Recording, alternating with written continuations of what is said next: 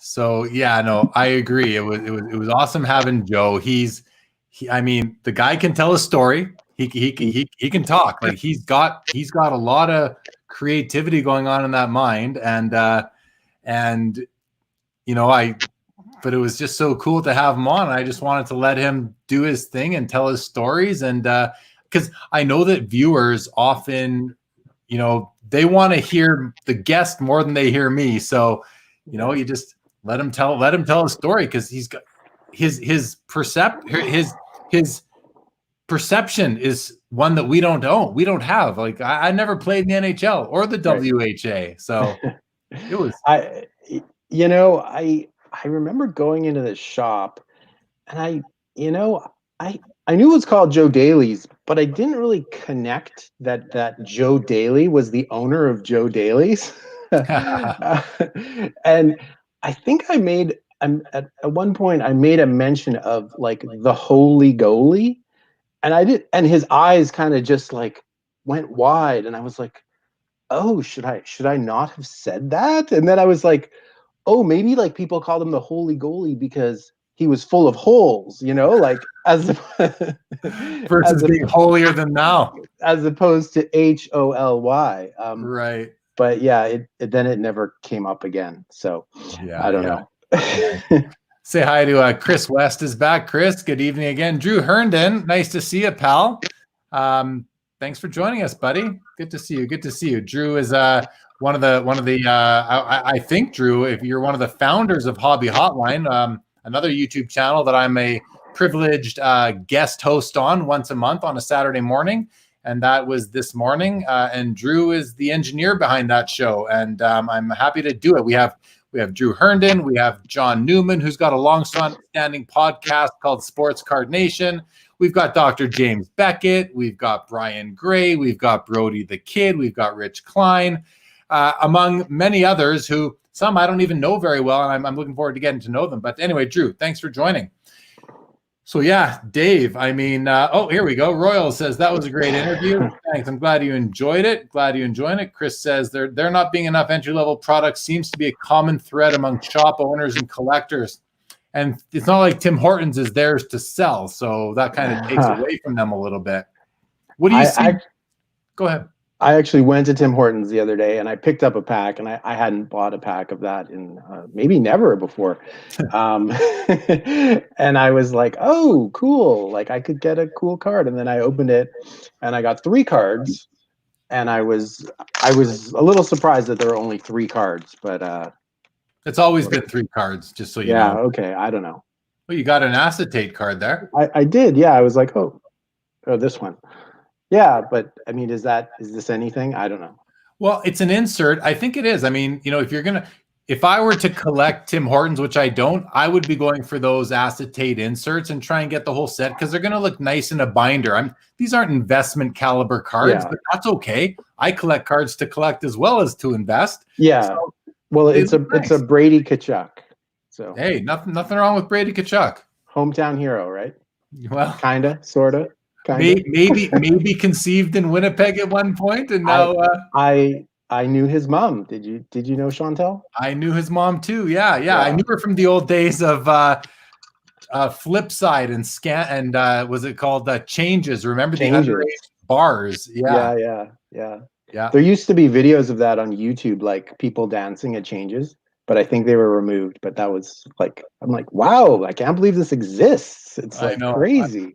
I went and watched those back myself, trying to see myself, because I was one of those dorky, late teenagers, early 20, or probably teenager dancing to Robert Palmer and Hall & Oates and whatever else was playing. Duran, Wham! I remember Wham! I mean, that was George Michael. That was huge back in those days. Paul C., good to have you back. Royal says, we just needed Tim Hortons down here. Where are you, Royals? Let me know where you live. I'm not sure that I know. Be interested to hear it. So guys, we got Dave Kaplan joining me on that side. Dave's a guy, if you heard in the last show, we grew up together. We went to the same elementary school of all things, and pretty much lost touch maybe after elementary school. Maybe saw you here or there, but then through the hobby, somewhat reconnected. So yeah. nice to have you join, Dave. I know. So let's hear a bit about what you're doing, because my Glass Tiger, exactly, Mister. Remember? That's a Canadian reference only. Glass Yeah. Tiger. 45 minutes southwest of Kansas City. Very good. Oh, and that's why you're Royals. Got it. So, Dave, tell us a bit about, because I'm curious. I mean, I know how everyone approaches the hobby differently, and that's what I love about going to card shows, is meeting people and saying like, hey, what are you doing here? What do you collect? How do you approach the hobby? Your approach is a little bit more unique than a lot of them that I might know, because you collected as a kid, just like I did. We went to the same places to buy our first hockey cards in the early 80s. And then you took a break. Now you're back. Tell us a bit about your approach. Right, yeah, sure. So yeah, you're correct. You know what, thinking about it now, I think the first set I bought was probably 78, 79, the Bossy rookie year. And then I had, maybe 100 or so of those cards. But then I heavily bought 79, 80. And then I collected through 80, 81, 81, 82. And then maybe things kind of fell off a little bit in terms of collecting hockey cards. I also bought baseball cards, and I even tried to, at one point in my childhood, like accumulate a card of every single set that came out, including like stuff like Happy Days and Mork and Mindy and non-sports cards, whatever. I obviously didn't do it. And then, and then I guess it would have been back in the late 80s, early 90s when things started sort of booming again. I got back into the hobby, as a lot of us did, with I bought a lot of like the 89, 90 O-Pee-Chee, and then I remember at the time like trying to get, also I was a little bit late to the release of like the Upper Deck Baseball, the Ken Griffey Jr. rookie card and the Brett Hull rookie card. So, but I did subsequently spend a lot of money trying to pull those cards in packs, and never did. And then collecting through the early 90s with the Pro Set and the junk wax, junk hockey wax, like the Parkhurst, the Pro Set, whatever the later issues of O-Pee-Chee in the early 90s. And then remember O-Pee-Chee Premier? Of course, I remember O-Pee-Chee Premier. I remember buying it like a Shell gas station on Grant and Niagara. Like they were one of the only places that had packs, and this was after people were kind of going crazy for it. And then you just reminded me that I bought a lot of my early packs at Niagara Drugs, which was also on Grant and Niagara. And that's where I bought a lot of those Gretzky rookie years packs. And also on Saturdays downtown at the Y, buying packs, getting fries with gravy. So I was a kid. I was collecting. I liked the Jets. I liked hockey. And then in the early 90s, I also was getting into baseball, like buying Baseball Prospect and trying to figure out who are the hot rookies going to be, and like speculating on all that, like guys like Juan Guzman. Remember the Juan Guzman cards that were out? He's the Blue Jay. It was Carlos Delgado. Carlos Delgado was the man. But do you remember Juan Guzman? I think he was in a Bowman set. Before we go on, Carlos, good evening to you. Carlos, I'm sure remembers Juan Guzman. I'm sorry, Dave. It's just, that's what, it just came to mind for me. I remember Guzman, and a lot of those guys from the early 90s. I mean, of course, there was the Griffey, the Thomas, and then, other guys that people wanted, like McGuire was popular, obviously, when him and Sammy Sosa had the big year, and then people went back and looked for Sammy Sosa's card, which no one was collecting, right? Yeah. And then, so then I was buying stuff, and then I guess things fell off again. I was also buying comics and cards, and then I kind of basically, I guess, stopped collecting until about a year and a half ago, when I kind of got back into it again. No, well, you could say I'm back into it again. So a good friend of mine here, his name is Mike Chark. I live in Vancouver now. I guess I should say. Dave's in Vancouver. Grew up in Winnipeg, moved to Vancouver, and then I actually moved to New York for 15 years, which I don't know if you knew. You might have known. You mentioned, yeah. Yeah, and then I moved back to Vancouver, and my good friend Mike Chark, who his business is called AA Sports Cards, he buys and sells cards and sports cards and memorabilia. And he had come into this big collection of like a lot of non-sports cards, and he wasn't like, that wasn't really his milieu. Like, he's more of a vintage guy, more of a hockey guy. And I mean, he knows that, you know, I've been on eBay since like 1998, and just like, you know, selling off and on, not as a power seller or anything like that, but I know how to list things, I know how to ship things. So he asked me if I wanted to, you know, help him sell this like large collection of non-sports, and I said, yeah, sure. And it was like, I mean, that was very cool, because that was kind of an education for me, and in a lot of cards that I, as a kid, like thought had no value. Like, these were wrestling cards, these were Marvel cards, these were, well, MMA cards, which didn't exist at the time, but movie cards, like things that I traditionally like had always discounted as being anything of value, like the Star Wars cards that I had as a kid, which I threw away. And so I, you know, I helped Mike sell these, and you know, it was fun, and it was a good sale for both of us. And then we just slowly started doing more stuff together, and now we do a lot of stuff together. So you're basically buying and selling collections is what you're doing, and you're enjoying it. Are you okay? Before I ask you the next question, which is going to be, are you collecting for yourself?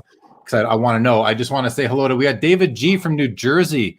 Right on. I like knowing where people are from, especially like if I don't know you, and I don't know David G. So good to have New Jersey in the house. Charles is back. Charles, I don't know who this is, but he says it's probably one of my friends. Could be. He's probably watching in the Facebook group. And just so you know, Dave, I have a friend in Calgary named Dave Kaplan, and so it could be someone who's like, hey, that's a different Dave Kaplan. Carlos is here. Gurpreet says, have you guys heard of Gematria? I have not. The Card Collector says, hi, hello to you. Joe Carter. I remember, yeah, of course, Joe Carter. That home run is unforgettable. Paul says, Juan, as in Gone Guzman. He was such a prospect for the Blue Jays, a pitcher, and never turned into much. Chris remembers Juan Guzman from Cards. Yep. Carlos liked Guzman, but he was hit and miss. When he was great, he was transcendent for stretches. When not, yeah, that's about what I remember too, Carlos. David G, he had a blue glove. That's all you have to know. Yes. When Guzman was off, fans got souvenirs. Ziggy in the house. Good evening, Ziggy. Thank you, Jeremy and guests, for the conversations. StreamYard. Yeah, if you are the Facebook person who I did not know who said Dave Kaplan, please go to this website, StreamYard.com/Facebook. Click the big blue button, and that will allow StreamYard to pick up your name from Facebook, and then we can talk more like friends. Paul Cashman says, I like how Cito Gaston like to let Guzman pitch his way out of his own mess. You got yourself into it, you're going to get yourself out of it. So I don't know, Dave. I mentioned Guzman. Now we're talking about him. AM, you're in Hockey Town. Do you know where that is? I know Detroit likes to think it's Hockey Town. Is that what you're talking about? You let me know. Terry Fortune says it. Chris Bennett from Winnipeg. Welcome, Chris. Colin Murray says Guzman, tough auto to get if you can find him. Ah, yes, very good. Thank you, AM. All right, good stuff.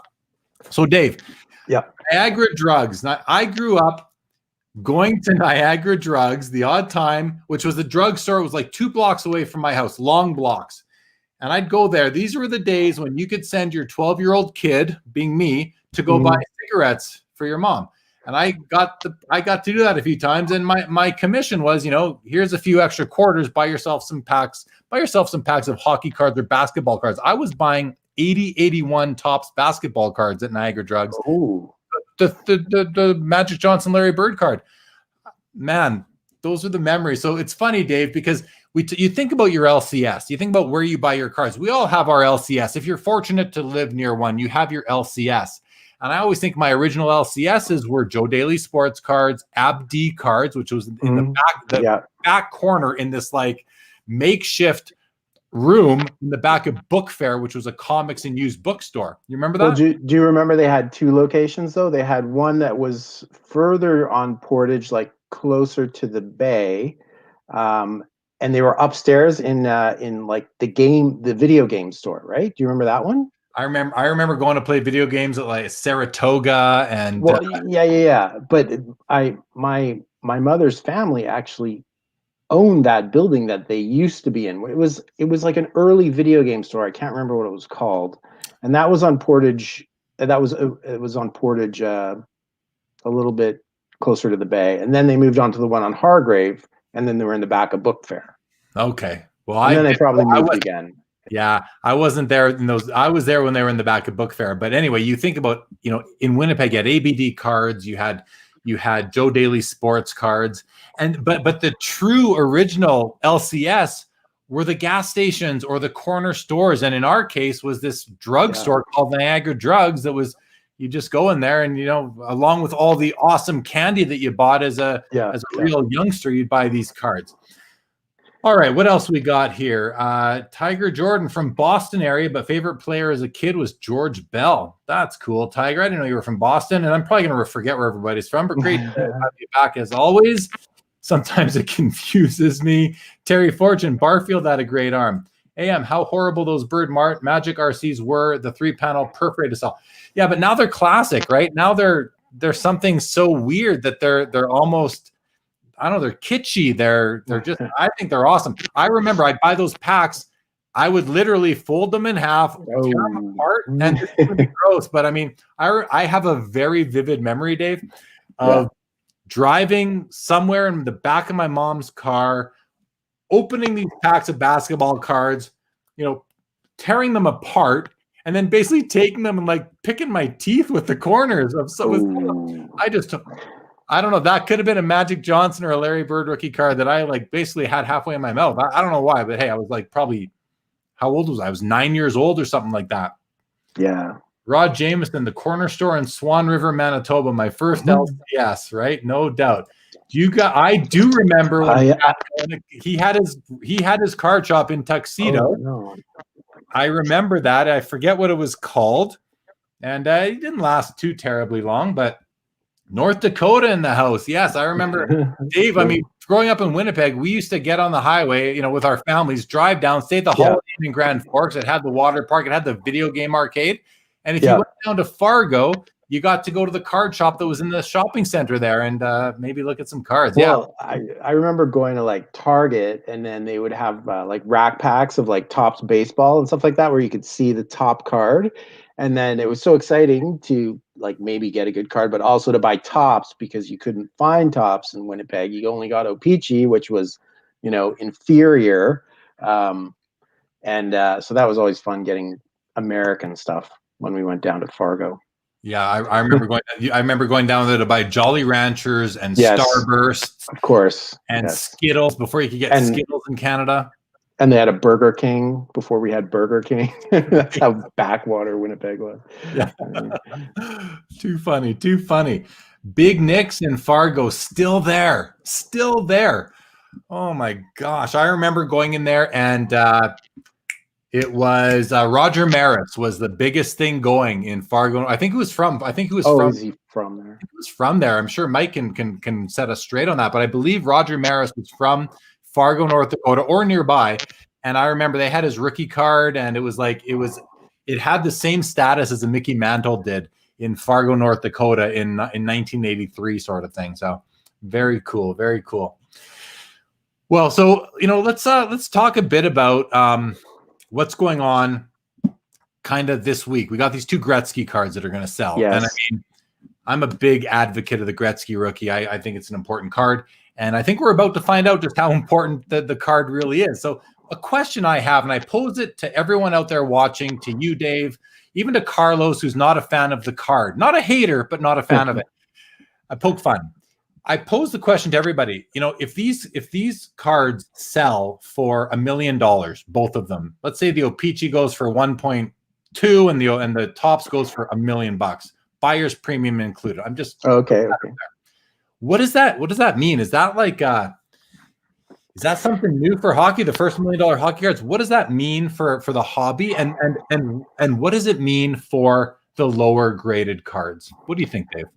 Well, I mean, I think that the adage, a rising tide floats all boats. I mean, I think it's going to basically, raise the price on all of the Gretzky rookies, the lower graded ones, up through the higher graded ones. I'd be surprised if the Topps card sold for $1 million, but I guess you never know. That O-Pee-Chee one seems to be at 650 right now. I think it was stuck at 625 for a while. But yeah, I mean, I think it's gonna, it's definitely gonna raise the floor on all the lower graded Gretzky cards. That's my opinion. Yeah, no, I think it will too. I mean, that's what happens, right? It takes something like this to really to really make a permanent difference on everything that's kind of beneath it. And we've seen, but the thing is, we've seen these rises already in the past year. We've seen the rises of every grade of Gretzky. What we haven't seen are the 10s. So maybe what's actually happening is the 10 is now going to catch up to what's already happened to the 7s, 8s, and 9s, because we see 9 sell here and there. A 9 a PSA 9 Tops recently sold for $40,000. I bought mine 3 years ago for $5,000. Yeah, I mean, happy I have it, but so are the 10s now going to actually take their appropriate position within, are they going to claim their appropriate price point based on what these 7s, 8s, and 9s have already been selling for, or is it going to push it even further? And I don't know. I don't think anyone knows, but it's fun to talk about. What do you say to that? Well, I wanted, but when you were talking about the Gretzky rookie, I wanted to tell you what happened to all my 79, 80 cards. Okay, let's hear it. Back in the day when I was a kid, I was buying all these 79, 80 cards, and I had lots of doubles. And I decided that, well, what's the use in having 2 of anything? As long as I have 1, I don't need any of these doubles. So I took them to Red River Comics. I don't know if you remember that place. I do. And they used to buy cards, and of any, I guess, any card, and they gave you like 2 cents or something for it. So I thought I was super smart, and I sold all my 79, 80 doubles for 2 cents a piece to Red River Comics. But I did hold on to one Gretzky, which probably was a 2 or a 3. Because I mean, if I had 2, I probably would have just given like sold the other one for 2 cents. And that one I held on to for a while, and I sold it a few years ago for not that much money, but it wasn't a very high grade Gretzky. But I mean, I think that with this card, what might happen also is, like, I mean, it's also probably going to flow through to some of the other goats, like the Orrs and the Howes. And I mean, I don't know if it's going to push the modern cards like the Crosbys and the McDavids, because they're already high relative to when they were released. But I guess it could just boost all vintage. I mean, I don't know, like maybe it'll affect like the Messiers and the, sort of the lesser, like, and probably what I think people might start doing is reaching for the second year Gretzky, because the rookie will have become so unattainable in terms of price point that people will start looking at, high grade second year cards. And his second year card has seen massive gains this year alone. And let's just be honest, that second year card is an absolutely gorgeous card. Like, I think it's an amazing card. Yeah, it is a nice card. It's I mean, it's somewhat nicer, I think, than it can be than the rookie card. Speaking of which, here's one. You gonna show us something? Let's see. Well, I just took it out. Oh, okay. I don't know if you can tell, but it might be a 1. Well, that's a nice one. Well, no, because you can't really tell, but like the corners like are almost coming apart.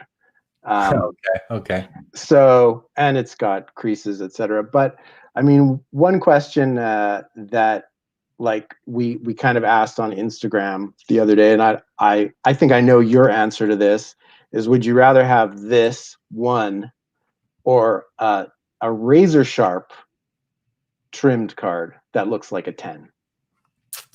Well, for me, because for me, I would take. Oh gosh, that's a tough question. I want both. I'm okay. Like I'm okay with a trimmed card if if it's slabbed and says trimmed, because I don't ever want to have a card that could get out of my possession and be passed off as untrimmed or as authentic or as unaltered. But you know, it's tough with the Gretzky because I've got a couple nice Gretzky's. But if you were to ask me that same question with a 52 tops Mickey Mantle, I'd take the razor sharp trimmed copy over a beat up one every day of the week, because I want to look at it, and there's nothing wrong to me with owning a card that's trimmed. If you fully know it's trimmed and you're okay owning it trimmed, why not? Like that's not a it's not a bad thing. Just never try to pass it off as unaltered in the future. That's something I would never do. So I'd be okay with it. I want to get to a couple comments quickly if we can. Mike Zier confirms that yes, Shanley High School in Fargo is where Roger Maris went, and they have a museum in the mall of all places. Yeah, I remember that. I remember that. Hart Oddwack. I wonder if he's related to Harry Oddwack from Winnipeg. Says hello from Vancouver, originally from the shtetl of Garden City, West Kildonan, and Winnipeg. Filled my winter parka pockets with hockey cards and gum in the 70s and early 80s. Hart, welcome to the show. Terry Fortune says, I don't know if the tops will hit 1 million, but the O-Pee-Chee definitely will. Terry, put in the comments, where do you think, take a guess, man. I'm gonna put the pressure on you, Terry. Terry is an expert with Wayne Gretzky rookies, I believe. So Terry, I'm curious. Anyone else wants to take a guess? Let's get some guesses going, guys. What is the PSA 10 tops Wayne Gretzky rookie going to sell for? And take a shot at the O-Pee-Chee, please. Let's see some guesses out there. Carlos says, I agree with David, but in fairness, the lower graded ones have already been shifting upward. 100% true. This should continue that trend. And that's where I was saying, again, I think it will, because just the hype and the headlines. But again, are these 10s going to sell because of what's already been happening and the greater hobby? He's a GOAT. Who knows? We will find out. Colin says it has to add value, or at least justify what low grades are going for. PSA 9s should go up as well as the ones.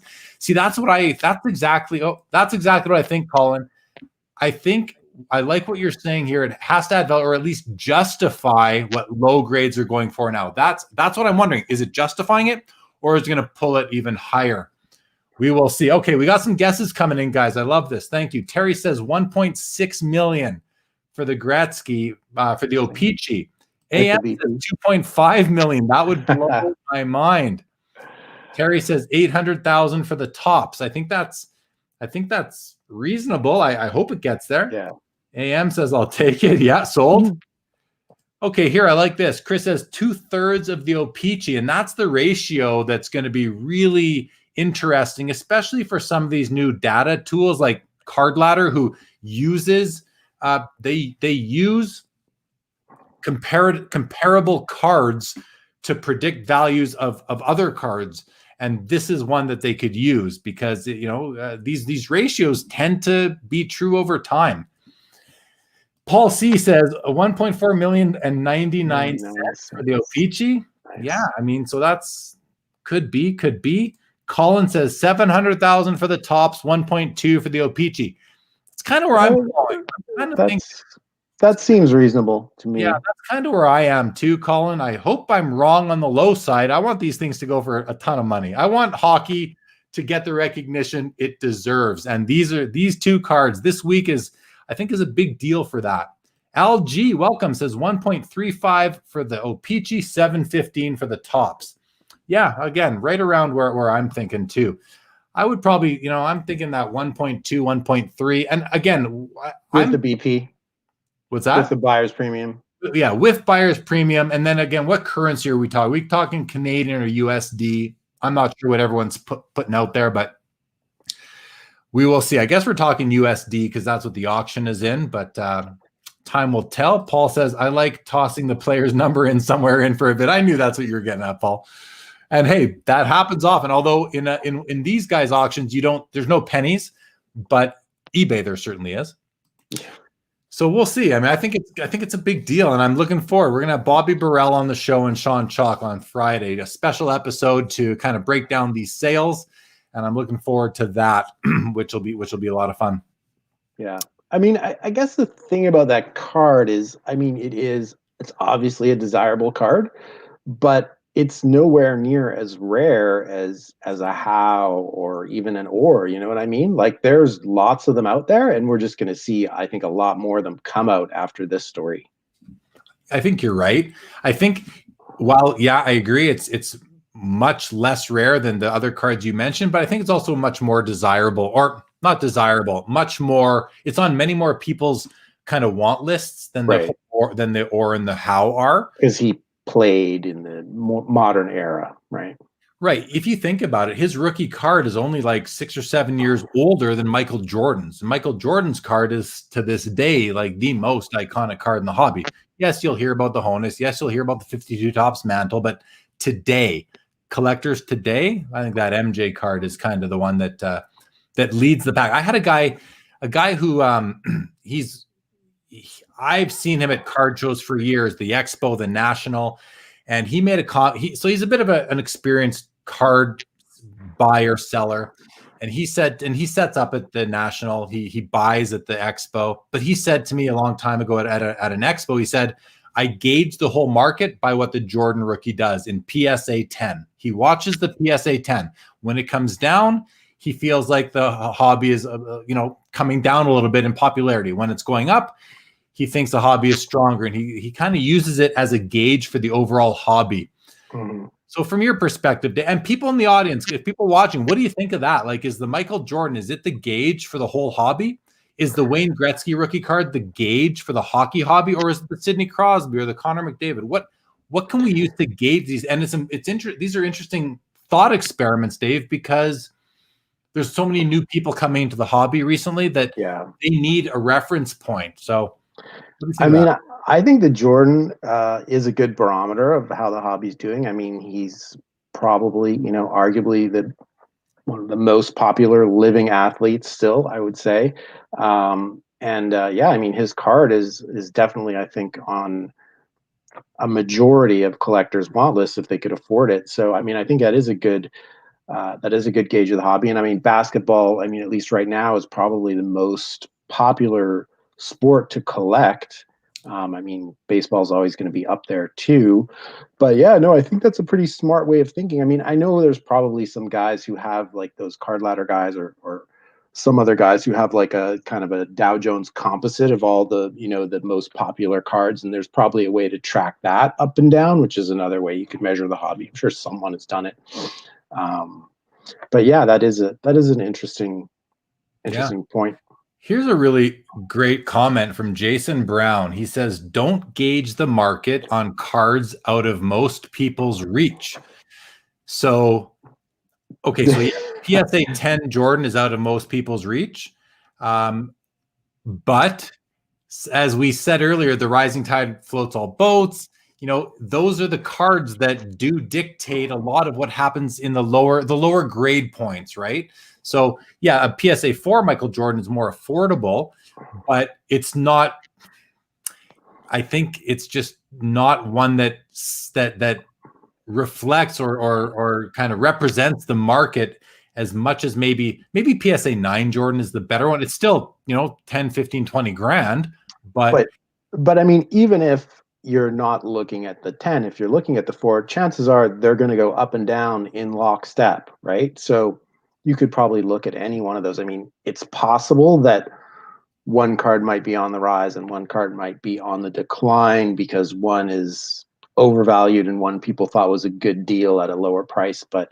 Or look at an average of all the PSA graded Jordans. I don't know. The other guy, Adam, isn't that what he does? Yeah, with the basketball card Fanatic magazine, he actually runs indices and tracks these things and market capitalization. So the total population multiplied by the value gives you the market cap of a specific card. I believe Michael Jordan is number 1 for what he's analyzed, followed by like LeBron James, Topps Chrome, et cetera, et cetera. A couple of comments that came in here. Colin says nobody should be selling Gretzky's right now, but a lot of people are. Chris West says 1 gazillion Zimbabwe dollars for every Ziggy Palfy rookie. We got to get Ziggy Palfy into every After Hours. It's just the way it works here on YouTube. AM says, shouldn't be accurate. Research should determine. Okay, fair comment. Rod Jameson says, the last 8 months have blown up all the gauges. 2021 will give us a reset to see where we truly lie. I mean, hey, that's, the future will unfold. That's all we know is it will unfold one way or another. Paul just glanced at eBay. Gretzky rookies. My favorite is a PSA 1 with a regrade in the title. Too bad about the wicked crease.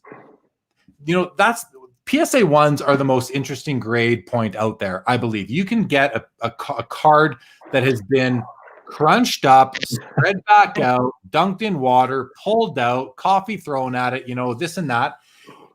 Get it slabbed, it'll come back a PSA 1 if you can still tell what card it is, Or you can get a PSA 1 that looks super sharp but has like a big black X on the back or something, or a crease through it but it can still be a really nice, it can still have eye appeal. You can find PSA 1s with eye appeal. Like PSA 1s can be good value at that price point.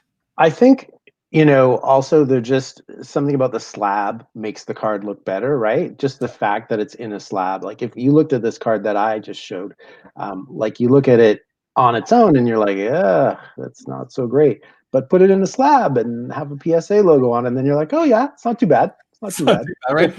It does. The slabs do dress up our cards. They do help them present a little bit better than in a simple top loader. One touches or magnetics can be really nice too. I think they help really present and show a card well. Chris says, I'm more concerned with the amount of collectors of a card versus the value of a specific card. Is that what you're saying, Chris? I'm not exactly sure. Jay Brown says pre-1900s PSA 1, I'll take it for sure. There's PSA 1. I know there's a guy, Croatian, what does he call himself? Croatian card collector. He's very well known on Instagram. His name is Kiki. I believe he's from Germany, and he collects PSA 1s of all the great cards. So he's not I think he's a basketball fan, but he's got a PSA 1 Wayne Gretzky rookie. I think he's got a PSA 1 52 Topps Mickey Mantle. That's what he wants because he can afford them and he can get everything. Like it's pretty cool. You're talking about the health of the hobby. Yeah, fair. Thank you, Chris. And I agree. More collectors will always be better for the hobby. No doubt about it. Versus the price points themselves. Yeah, I'm with you on that. Colin says Crosby and Ovechkin is the gauge for the new hockey. Gretzky for vintage hockey, not Jordan. Yeah, Jordan definitely not for hockey. But but some people out there will argue that Jordan is the gauge for the whole hobby. And yeah, I'm not saying I agree with that. I guess I don't, especially, maybe basketball, football, baseball, because they're all America, they're all United States, they're all popular there. Hockey is certainly number one in Canada. And if the basketball market crashes, not crashes, but adjusts, let's say, I don't think that has an impact on hockey because Canada is so hockey crazy. Daniel Flanagan says, what do you think about the 79 Gretzky team postcard? Just picked up a PSA 8, feels undervalued, and has eye appeal with great photo. You're not going to like my answer, Daniel Flanagan, but I appreciate that you love the show. Thank you. I'll get that out there before I say why. And to me, I just don't care about postcards. To me, they were never, I don't believe they're ever like sold with gum out of a wax pack that came out of a box that you'd buy at the drugstore. Maybe you can get them at the drugstore, but to me, I'm not saying I don't want it. I don't love it. It's not a rookie card to me, but that's just me. I appreciate that you love the show, and I'm sorry that I'm not a big fan of the postcards. But again, I always come back to collect what you like, because it doesn't matter what I like. It doesn't really matter what I think. It matters what you like and what you think, and that's the rule of the hobby. My expo booth for the past 10 or so years has said, instead of saying, Jeremy Sports Cards or, whatever it said collect what you like. It's literally said collect what you like. So I live by that. Yes, no, Jeff McMahon, they are not on Golden Auctions. They're on Heritage Auctions. Heritage Auctions, you'll find it very easily. They're a huge auction company, not just sports cards. Like sports cards is kind of one of the probably one of the things that they're not known as well for. AM collects or Gretzky, Howe, Maurice Richard, can't lose, 100% agree, cannot lose with those 4 names. And you could add more to that list now. I'm not telling you to, but other guys you can't lose on are Mario Lemieux, Sidney Crosby, Alexander Ovechkin. You're not going to lose on Connor McDavid. The jury is still out on Connor McDavid. He can get hurt and be done, right? That kind of stuff can still happen to him. All these other guys, no, their careers are in the books. So, and Jeff McMahon, you are welcome. Cool discussion, Dave. What else you got? Yeah, well, I mean, just in terms of, vintage stuff, like, I mean, it was always kind of, oh, you've got this 80, 81 set, like all these guys are retired. Like that's how much their cards are worth. They're not going to change because, the set's been around for 40 years, right? But now, I mean, things are happening. And I think Gretzky is going to, like I said, possibly push all those cards up, like the Messiers, the Coffees, the Borks, like all the other guys from that sort of era. So it'll be interesting to see what happens and what happens to all the other.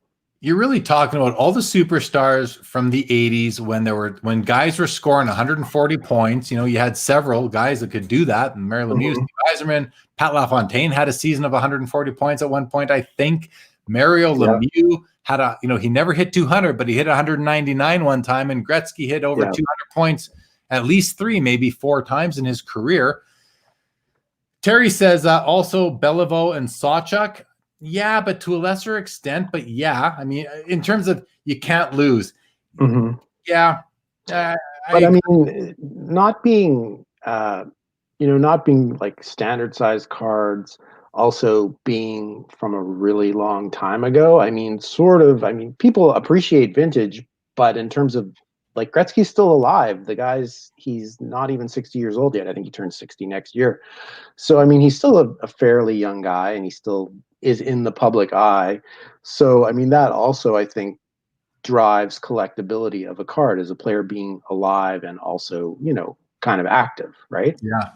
Yeah, for sure it does, because you're still getting headlines, right? If you're still getting headlines or being in the news, whatever it is, there's attention on you.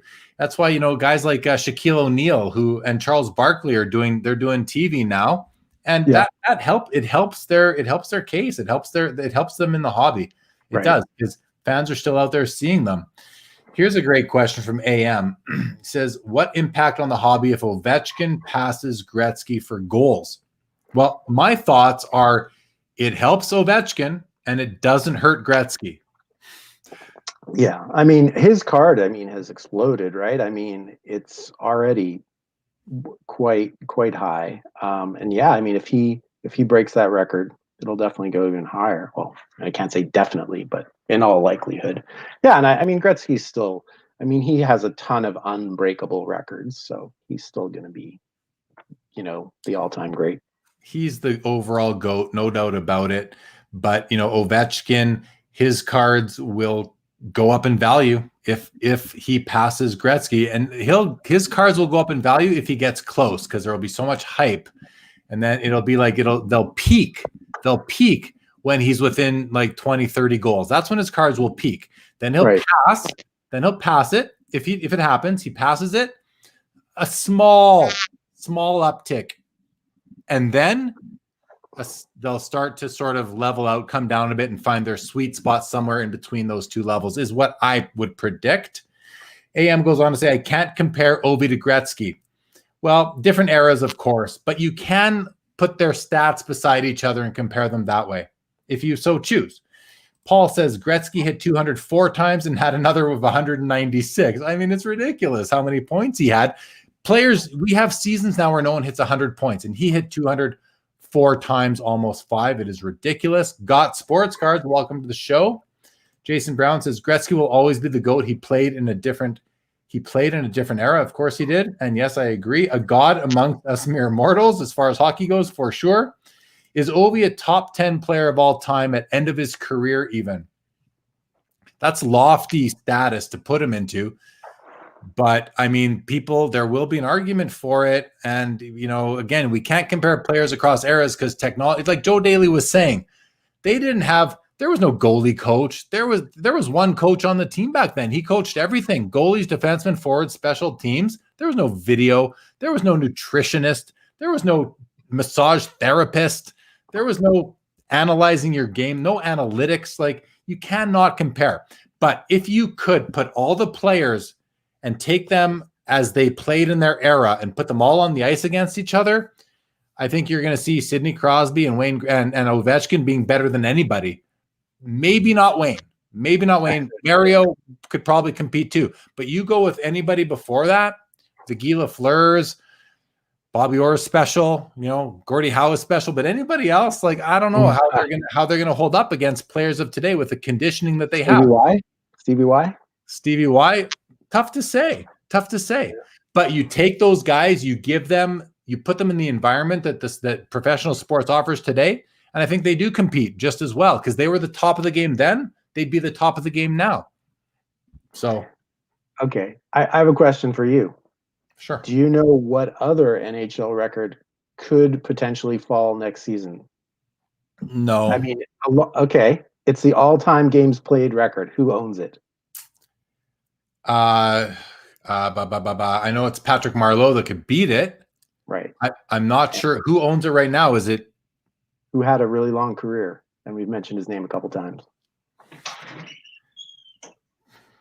It's not Gordie, is it? It's Gordie. It is Gordie. Okay, yeah. So will that bump up the Patrick Marleau rookie card? I don't know. I mean, games played is a great indicator of longevity and a great long career. But is Patrick Marleau a Hall of Famer with the most games played? Arguably, yes. Arguably not. I don't think that's a stat that people care too much about. It's like the Iron Man record. Doug Jarvis held that for super long. Remember? Yeah. He's an unknown. I don't know. But that's we'll see what happens. And if Patrick Marleau gets it, it's kind of sad because Gordie Howe is Mr. Hockey. Patrick Marleau just isn't. I would hope that record stay with Gordie. Yeah, I mean, if he plays a full season or even half a season, he'll break it. So yeah, okay, so it's probably done. Terry Fortune says that Robert Edward Auctions REA has a PSA 10 Jordan at $110,000 ending tomorrow. Big dough. AM says, I know, but we need to compare. Makes great debates. I'm with you 100%. AM 100% with you. Howie Moran's history claims he was incredible. Yeah, Howie Moran's is known as the first superstar of hockey. I believe that the All-Star game was created in his memory as a fundraiser for his family, because Eddie Shore basically killed him, I believe is the story, or something, hit him, put him in the hospital, and I believe, I could be wrong on this. This is just my recollection. Chelios, what about him, ma'am? What about Chris Chelios? I'm not sure what you're getting at there, but happy to hear it. Colin Murray says, Ovi, the purest goal scorer ever. In the 80s, goalies looked really small or was scoring from the blue line along the ice. I'm not going to disagree with you. I know other people will, but I personally believe Ovechkin is the best goal scorer of all time. My personal opinion. Not putting that on upper. Better than Brett Hull? Bobby Hull? Brett Hull? I mean, Bobby Hull and Brett Hull were slap shot artists. Ovechkin, I mean, yeah, he's got a one-timer like no other. Patrick Laine might be that next awesome one-timer. But Ovechkin's got some creativity too. Like that goal he scored in his rookie year from his back over his head. Like, I know that's a long time ago now, but that was a great goal. That's just an amazing goal. Daniel Flanagan says, what is the biggest difference between when Gretzky played and guys now as far as it impacts scoring? I mean, goalie equipment is one thing, right? The room behind the net, right? I don't know that Gretzky could set up in his office now. They've moved the net back, so he wouldn't have as much room to be creative as he did then. But I don't know. Anyone else have any comments on that? Love to hear it. Anything from you, Dave? Yeah, I would say equipment would be one thing. And conditioning, player conditioning, yeah, for sure. But I wanted to I heard you and Joe talking at the beginning of the show, and Travis, and you guys were talking about the Coyotes, and I wore this jersey, which is actually not a Coyotes jersey. It is it's my Manhattan Thunderbirds. Manhattan Thunderbirds, and we were a beer league team but we had these really fancy jerseys made up, which were like, with lettering and their pro weight and everything. So I wore this because it's the only jersey I have. But now I feel like, well, I mean, I was never a huge Coyotes fan. I got to be honest with you. I mean, there was a bit of bad feelings over the whole thing, but I didn't pick the jersey for my team. We just got them. And I was like, oh, it's the Jets, sort of, but it isn't. But anyway, I think I'm gonna take it off now, and I'm gonna show you what's underneath.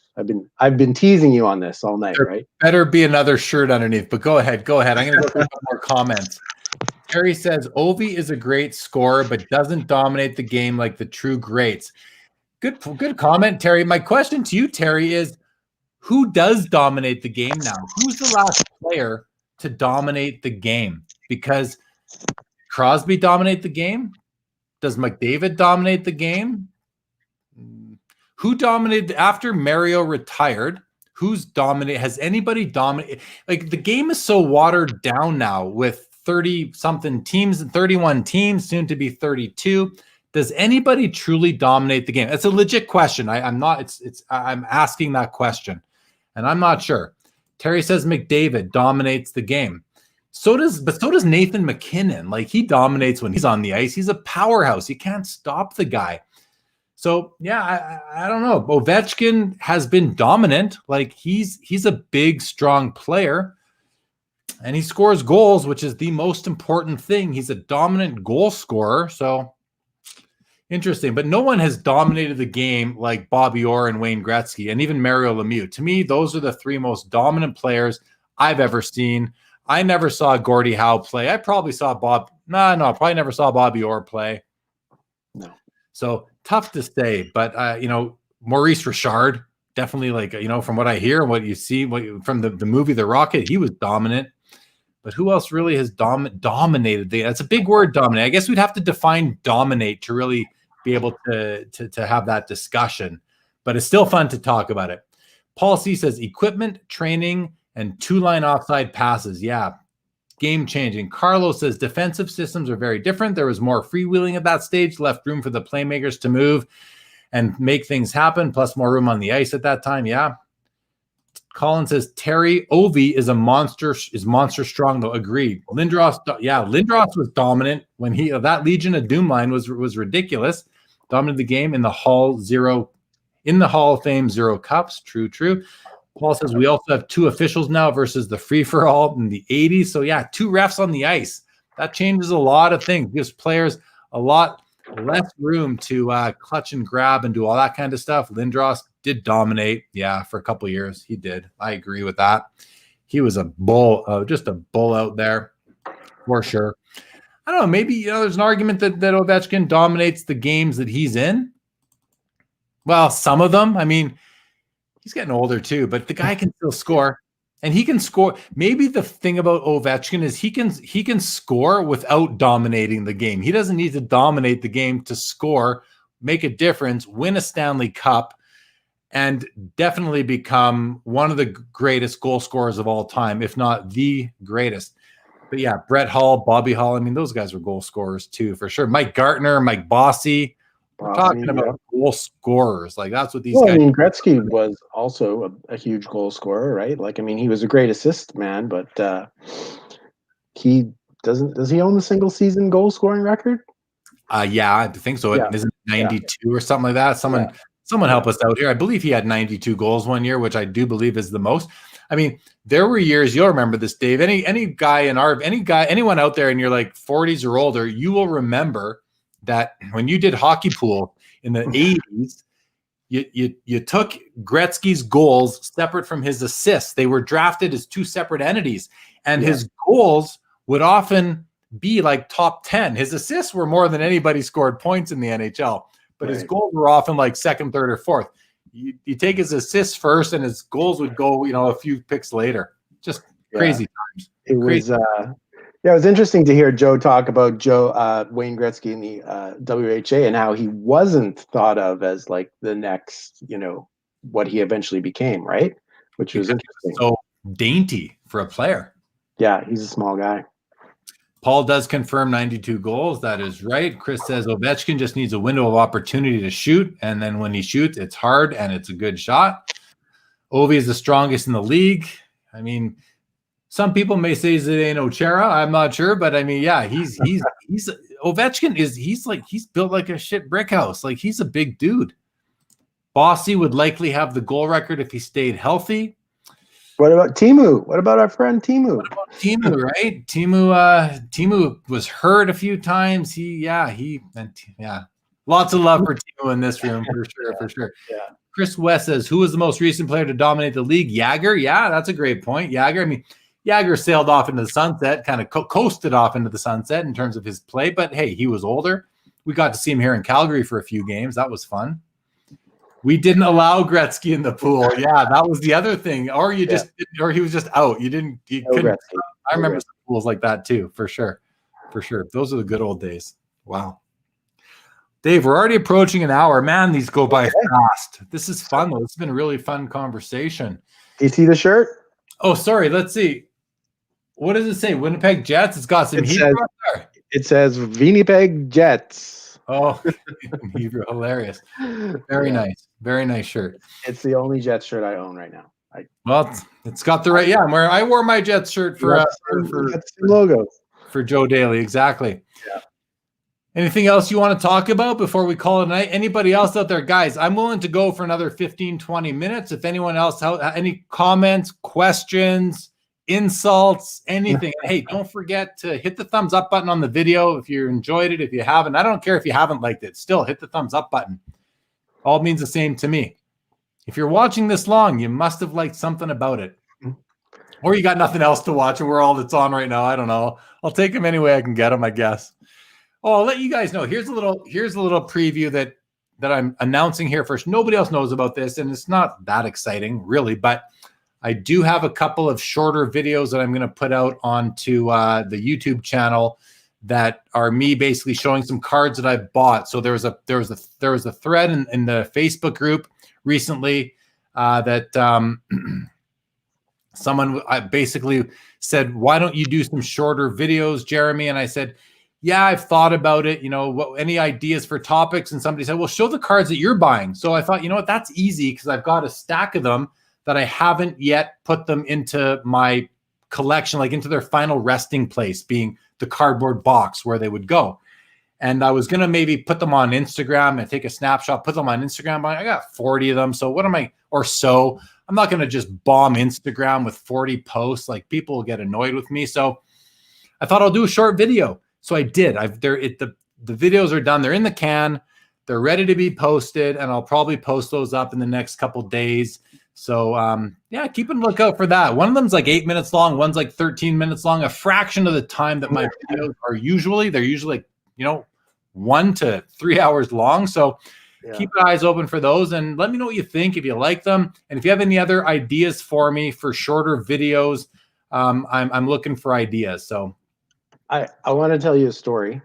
So I know you guys were talking about Teemu and Howard Chuck and some of the, favorite Winnipeg Jets. So back in Teemu's rookie season, I was at Superstore and I was just going down the aisles and I see this guy and he's like wearing a toque and I'm like, it's Teemu. And then I was like, I don't know what I said. How's it going? And then I'm like, just hold on. And so I went to the magazine aisle and I got a hockey magazine and I flipped through it and there was one that he was in and I think I probably bought a Sharpie and I got him to autograph it. And I gave that to Hart Hyman, who I'm sure he's my cousin. And I think I gave it to him for his birthday. But I was like, oh, so what do you think of Winnipeg? And he's like, oh yeah, it's really great. And it's just funny. He was by himself, just buying groceries. That's awesome. I'll tell a quick Teemu story I have meeting him. So when I had the card shop in Winnipeg on Grant Avenue, it was after hours one night and I was going to the shop. I live with my folks. I used to take my girlfriends to the shop after hours. That's where I take them, to do stuff you did. Right, to look at cards and stuff like that. Yeah, to look at cards. I take them to the card shop. I had, anyway, I remember pulling up to the shop one night, 9:30 p.m., something like that. It's dark out. It's winter in Winnipeg. And there's a Jeep sitting in front of the shop. and the lights are on and there's some activity. I'm like, what's going on? Are we about to get robbed? What's going on? Anyway, I pull up my car. I pull up like in front of the Jeep. I get out and these guys get out of the car. It's Teemu and his brother Pavo. He lived right up the block from the shop. And I think they were like learning to drive. Like Teemu was learning how to drive. I know maybe he was teaching some because he's a driver. He's a race car driver, right? But maybe they were, I don't know exactly what they were doing, but they were like, it was him and his brother hanging out in front of my card shop. And I ended up getting to meet them that way. That was a fun memory for me because that's cool. And they were so nice. Teemu was just a nice guy. I've got an amazing piece that I'm going to explain this piece that I have. I had this piece put together in probably 1993. It's a big framed item. And if you guys tell me you want me to get it and show it to you on the camera right now, I will. I'll explain to you what it is. It's pretty huge. It's got 4 front covers of the Winnipeg Sun magazine. They all show Teemu. One of them is him breaking the goal record. One of it is him breaking the rookie points record. One is him maybe getting his 100th point, and one is of the first time he appeared on the cover of the Hockey News. I also have 4 game summaries from all those games from the Winnipeg Free Press, and all these games happen in Winnipeg. I've got my ticket stubs from all these games. 3 of them are autographed. The one that wasn't autographed, the game happened after I got these autographs done. So these were done in 1993. And then in the middle, I've got all of his rookie year cards. They're all in screw downs. Or I think they're screw downs or some sort of snap tight, and they're in the framed item. And then in between, I've got pictures of me and Teemu with him actually autographing these items. Several years ago, my goddaughters were playing in my house, and this thing fell off the mantle and the glass broke. So there's no more glass on it. So it's just kind of exposed, and I've never put glass back on it. But I've got this pretty wicked piece. It's a couple rooms over. I'll go grab it. Do you have the famous like gun shooting shot? I have an autograph. I showed that the other night. I have an autographed like picture of him doing the shooting. Yeah, I love that. I love that image so much. So let's see a few comments here. Seb, welcome to the show. Seb says the Dominator dominated the game in my opinion. Yeah, Dominik Hasek. I'm with you on that. He's my favorite goalie of all time. I think he was the best ever. And Joe basically confirmed that for me just earlier tonight. Carlos says staying online so long is a viable strategy. Not that I would know. Carlos did another 4.5 hour live stream last night with Carvin, and I tapped out pretty early, but I got to go back and watch some of that or listen to it at least.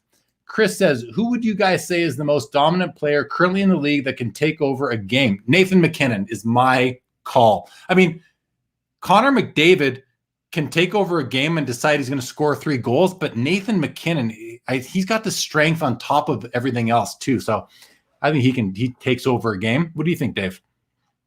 I mean, McDavid is great. I mean, there's Matt Barzal is also very good. You know, he was a BC boy. I did not know that, and I was looking through his card, and I'm like, oh, he's from here. And then I texted some of my friends saying like who have kids who were playing hockey who are a little bit younger, and I'm like, did you ever see him play? And then like, yeah, like he played on the next rink, and you know, he was shooting against my son, and so that's kind of cool. But yeah, McDavid is. I mean, he hasn't won the cup yet, but he's definitely dominant. And, you know, every great player who's come before him has won the cup. So you look at when Mario Lemieux went into Pittsburgh, they were the bottom of the barrel team. 7 years later, cup. When Steve Yzerman went to Detroit, bottom of the league team, they win cups a few years later. Now, they had a stacked team, of course, but he was a key part of it. You know, Jagger has won the cup. These guys, you know, of course, everyone that came before, they all won cups. So it wasn't so hard when there were 6 teams. But yeah, I mean, these guys are game changers. Now, the question is, Sidney Crosby, same thing. Not that he came in and they were horrible, but he won a cup. Is Connor McDavid going to win a cup? That's really a key question. I don't know the answer. Yeah. I was thinking this year was going to be their year, but didn't quite work out for them. I wasn't thinking. I don't. They got a ways to go. Chris West says, any comments on the chronology patch situation? Chris, I talked to Billy today from Upper Deck, and we talked about it a little bit. And my only comment is, Billy appeared very recently on the Center Ice Cardcast podcast, and they addressed it very specifically. And I'm just looking because they actually talked about some timestamps on that podcast of where they talked exactly about those points. So if you go, it's called Center Ice Cardcast. Go, these guys, they're awesome guys, and they post their show on YouTube. It's on all the podcast formats, or platforms. Go find it, and you can hear what Billy from Upper Deck has to say about that. Paul Cashman says the Oilers did change the rules in '85. Coincidental minors were served versus 5-on-5 versus 4-on-4 because the Oilers scored a lot on 4-on-4. Hilarious. Rod Jamin says, you mean into the most organized filing system on earth? He's talking about my personal collection. I do have a good system. I have a system I'm very happy with, and I'll share that one day. Maybe I'll do that on a shorter video one day. D. Cabral back in the house. Welcome to the show. Good to see you. Tiger Jordan wants to know from David, what are you buying lately? Well, collection. Collections. I mean, personally, I bought a box of 2021 hockey, and did not get a McDavid. I'm sorry, did not get a Lafreniere. I love it. The guy, Jason, who runs Player's Choice in Kelowna, a good friend of mine. I bug him all the time. You listen to him. He does auctions on his Facebook group, card auctions. Anyway, he calls him Lafreniere. I'm like, Jay, there's no O in it. It's not Lafreniere. I mean, I'm not French. Is it Lafreniere or Lafreniere? I think it's Lafreniere or Lafreniere. Yeah, I think it's Lafreniere. Anyway, it'll be fun. It'll be fun watching all the non-hockey guys butcher that name over the next several years. Adam Bailey says, great show. Excuse me, would like to see our local guy Wayne Fraser on great honest opinion. Wayne's a friend of mine. I've known Wayne for a long time. Great guy, very supportive of the show here.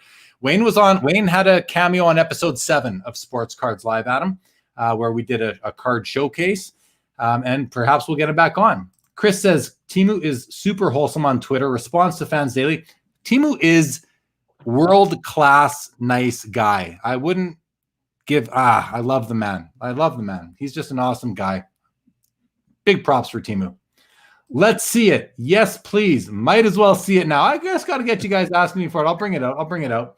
Hard Ottawa says from 1980 to 87 for 7 straight seasons, Gretzky won the scoring race by 30 goals. Oh my gosh. Points by 30. Like, that's ridiculous. That's how many points. Awesome players score 70 points now. 70 points is huge for most players nowadays. Hartley's a good friend of mine. Hart is? Yeah. Is he related to Harry? He is, yes, but distantly. Yeah. Okay. I remember Harry from being a kid. Yeah, from like floor hockey and stuff like that. D. Cabral agrees that Nathan is a beast. Yes, for sure. Nathan McKinnon. Chris says, watching the Sharks Avs series a few years ago really highlighted for me how good McKinnon is. Yeah, he's amazing. I've seen him play against the Flames quite a bit. He's awesome. Tiger, didn't mean to exclude you, Jeremy. It's okay, Tiger. I didn't take it as exclusive. I want you to engage my guest. I appreciate that. And what I've been buying lately, I'm going to release 2 short videos soon that are 3 of them actually that are going to show what I've recently moved from, recent mail days of the last few weeks to finally filing them away where they go. Colin says, never thought I would say for a vintage guy, Jeremy, but pulled the Charizard today. Great show, guys. Thanks, Colin. Congratulations on the Charizard. That's hilarious. Dave, do you have a story you can tell for a minute and a half? Oh, yeah, sure. Well, I want to show you something. This is kind of cool, I think. So can you see it? Yeah, I see that. So just so you guys know, I have my video camera right in front of my monitor. So I'm missing the bottom third of what Dave is showing me. But yeah, I can see it.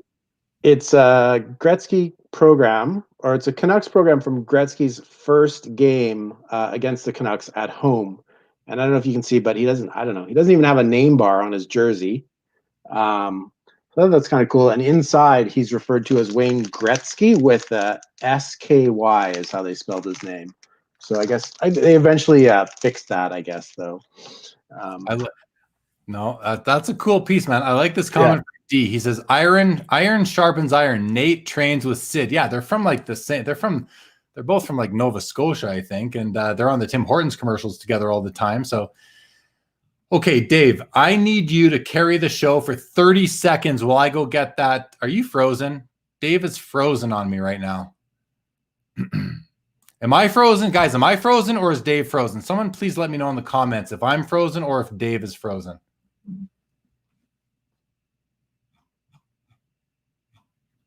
Hopefully a comment comes in momentarily to confirm for me. Otherwise, I'm talking to nobody right now, which has happened before. I've been known to talk to nobody. I'm back. You're back.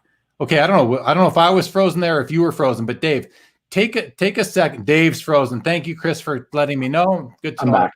Thank you, Chris West. Thank you, Paul C. Guys, I need you to ask. Thank you, Tiger. That is truly spectacular timing when you went frozen, Dave. That's hilarious. Yeah, it was. Okay, Dave. Yeah. Tell a story. I'm literally going to be 30 seconds grabbing this Teemu piece. What can you talk about? I don't know. I can. Well, I told you my Teemu story. I don't know. I'll talk about something. Show something. Show something. I'll show some stuff. Yeah. So, well, I guess as some of you guys might know, I moved to Vancouver from Winnipeg, but I also lived in New York.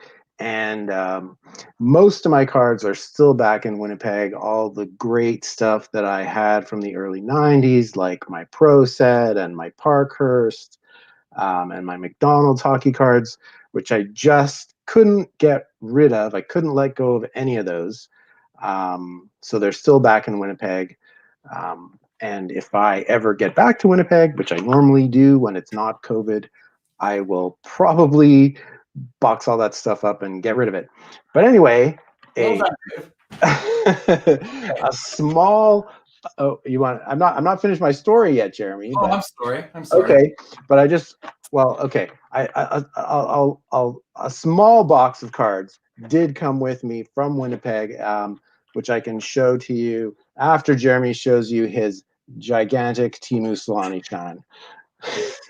This is the piece I was talking about that I had this made in 1993. I had all these pieces done. So here you got the cover of the Winnipeg Sun showing him scoring his 51st goal. He signed you can see he signed the front page.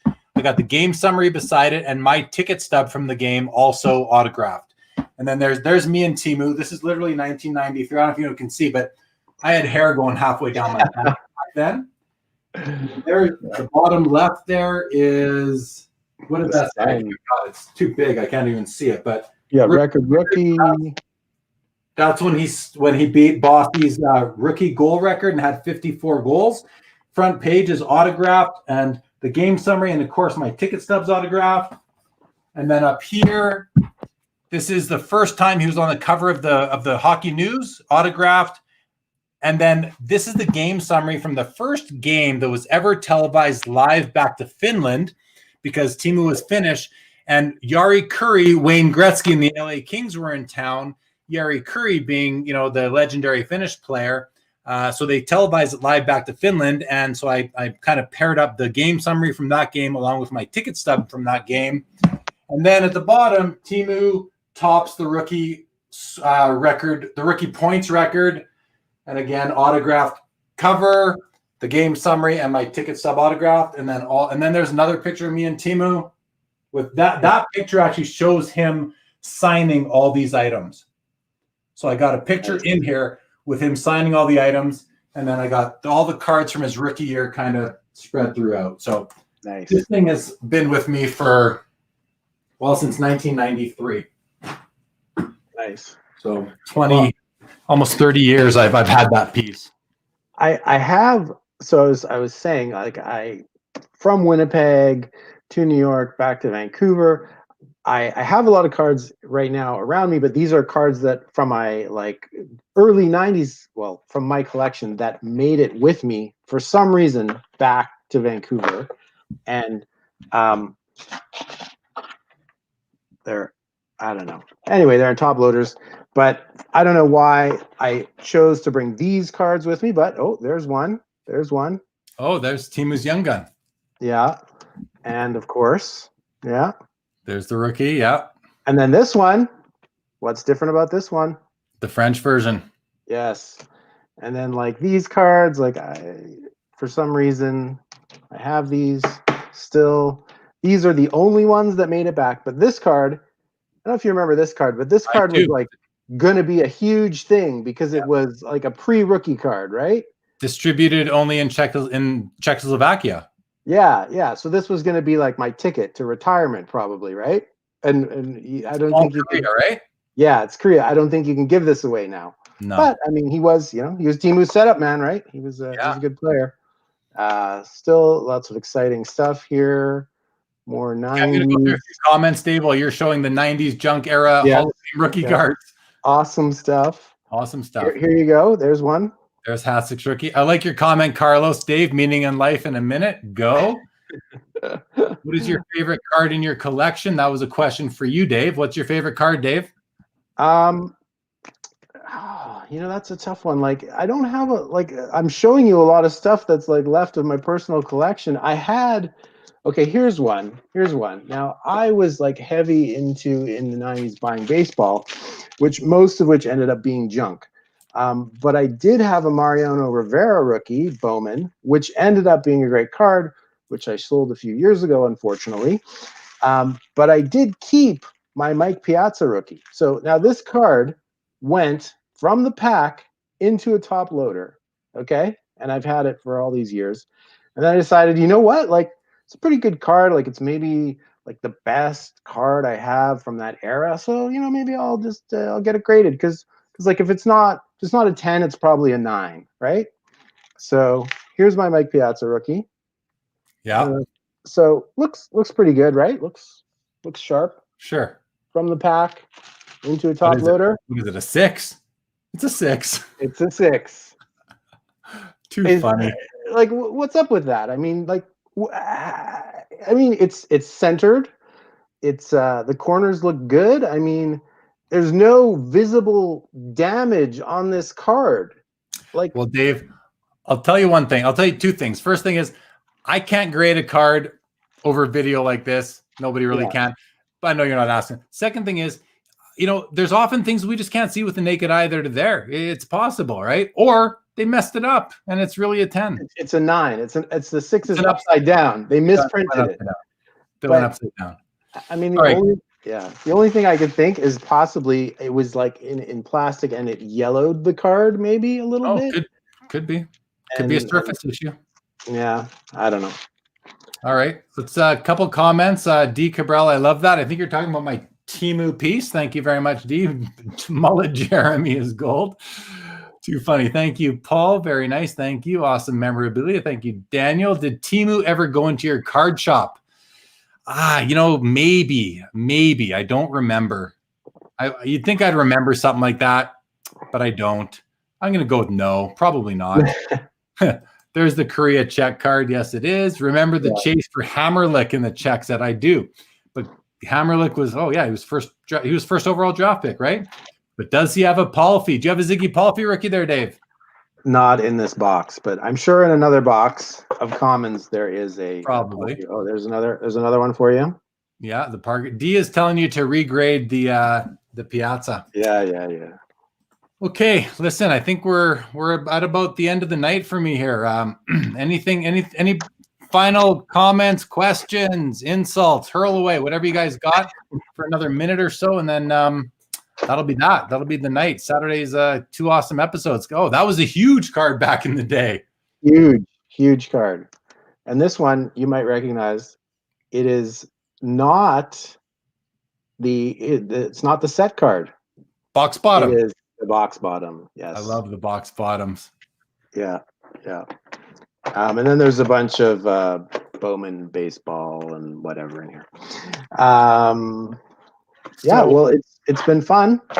Yeah, well, I appreciate that, Dave. It's been nice to have you. I mean, it's nice to reconnect with you after all these years. Facebook user, who is this, please? Someone tell me, can you tell me who you are? Says, show us your Selanne limited logos. And I'm looking at I just brought up my Selanne collection. I don't have a Selanne limited logos, but I'll show you some. You guys want to see some? I'll show my Selanne cards. Why not? I'm going to show you guys. I'm going to share my screen. And I'm going to show you guys some Selanne cards here in 1 second. Let me just do this. I mean, I was thinking more about the question about what in my personal collection, what do I have? Well, I do have coming back on Monday. I know because I'm tracking it. 2 PSA Gretzky's, but I Oh, do not know what the grades are going to be. okay. Oh, it's less. Sorry, Dave. Sorry. Well, you got to, of course, send me a pic when you get them. I'm curious just to know what you end up getting. But here, I'm gonna share my screen now. I'm gonna show you guys my Teemu Selanne collection, and I'll go card by card. Actually, I'll show it all at once, just because it's fun. So here you go. Oh, wait, here we go. There we go. Let me just take off the after hours, and let's take off the comment. So this is my Teemu Selanne personal collection. This is all of it. Like this is, well, it's not all of it because I have some cards that live in other sort of collections like Cup Golds and that kind of thing. But this is it. Here, let's do this. I'm just going to blow them up quickly because I think these are awesome cards in my personal opinion. I mean, I love them. That's why I have them. But like, look at that. Look at the patch on that and the stick piece on the honored members out of 27. Love the card. This is a beautiful signature patch, an amazing patch on this. It's not a limited logos less, but it's a signature patch. How about this card? Numbered 5 of 5, autograph foundations from Cup. Awesome card. This is a beautiful dual honorable numbers with Ovechkin out of 8. I mean, come on. Gorgeous card. I love it. I love it. Here's a Teemu Cup base patch parallel autograph numbered 8 of 8. So 8 of 8, very nice. 8 of 8, right? You get the jersey number twice. Yeah. This I picked up at the Vancouver show a year ago in November from my buddy Darcy. Got this for me, Jari Kurri and Teemu Selanne, which ties into the one game, the first game televised live back to Finland that I was telling you about earlier. That's on my my big frame piece there. And look how young Teemu is there. Like this is probably 1993, maybe 94. What do you think is his most valuable card, Jeremy? A shield, a property of, something like that. Maybe he's got a PMG green. I'm not even sure if he does. I got this Premier Star. It's a tough question. This one I recently put back in my personal collection. I love this card, one of his first auto jerseys. This is from like 2000 or 2001, 2002, somewhere like that. I'm not sure. I just love this card. He's wearing number 13, which was, he only wore that for like the first year and a bit, I think. He's got the A. Like, what a guy. Just love this player. And then this is just a nice card that I have. And that one, again, another card that I wasn't going to keep because I didn't love the patch. But then I realized, you know what? It's a gorgeous autograph. It's limited out of 10. I'll keep it. And then this card I think is cool. This was a slabbed card. It was an in-the-game ultimate memorabilia slab card, and I cracked it out of the slab myself many, many years ago. I regret that now, but whatever. I'm still happy to have it. Maybe I'll get it slabbed by PSA or Beckett or something like that, but I think it's cool because you got all the teams he played for. That's cool. Colorado, all the teams he played for are right there. So really cool piece and all nice. I love the Jets patch. You got the blue, the red, the white. You got all 3 colors. That's it. Is that the last one? Oh, and this card, I just got this from Dr. Brian Price recently, a 1-of-1 Journey card, which is pretty cool. Doesn't have San Jose, but that's okay. I was going to say, like, when you guys were talking about Howard Chuck and Selanne and sort of famous Jets, I think in Winnipeg, we never had a contending team, right? I mean, discounting the WHA Jets, we never had a contending team. So we were always so excited and like proud of guys who achieved big things in the league, like Selanne's rookie goal scoring record. Like just to have a guy that was tops in the league, I think meant more to us than it did to someone who was in, a city with like when, the Canadians winning all their cups or the Islanders or teams that had dynasties, like, to us, it meant more, I think. I mean, Howard Chuck was rookie of the year, 100%, Dave. We were always the underdog. We always went up against the dominant Oilers. The Flames had their way with us. The Canucks had their way with us. The Jets never got out of the second round of the playoffs because we were in the Smythe division, the best division in hockey. So it was impossible to go anywhere when we were overshadowed by those other teams, especially the Edmonton Oilers. So you're exactly right. I agree 100%. As soon as we had Teemu, and that year we had 4 rookies all score 20 goals. Teemu Selanne, Alexei Zhamnov, Evgeny Davidov, and Keith Tkachuk, right? Yeah. Who remembers Evgeny Davidov? Like nobody. But the guy was a stud back in 92, 93 or whatever it was. Yeah. And I mean, so Teemu brought us joy. He was hope. He was the best thing we really ever had in hockey in Winnipeg, I think. I mean, the Avco Cups in the WHA were the 70s. I was a young kid, so it's hard for me to really remember that. But Howard Chuck was great, but always overshadowed by Wayne Gretzky. Teemu got national attention and brought attention to the team and was just electrifying. He brought you out of your seat. He scored 76 times that year. And probably 40 or more were in Winnipeg. And I was fortunate to be at like all those home games that year. So he's a very special athlete and for me. Tiger Jordan says, the grading issue you raised there with the Piazza card is why I tend to lean towards Beckett grading. They give you more specifics on what's driving the card grade in terms of the subgrades. Good point, Tiger. Good point. D. Cabral says, can you please wear a mullet wig for the next episode? We'll see if I can find one. Who, you or me? I think he's talking about me because I think he's talking about me. Wow, really impressive Teemu's. Awesome. Thank you. Sick. Awesome. Wow, love the Premier Foundation and SIG Patch. Honored members is beautiful. UD Premiers are sweet. Eric Stefano, welcome to the show. If I haven't said that yet, I don't think I have.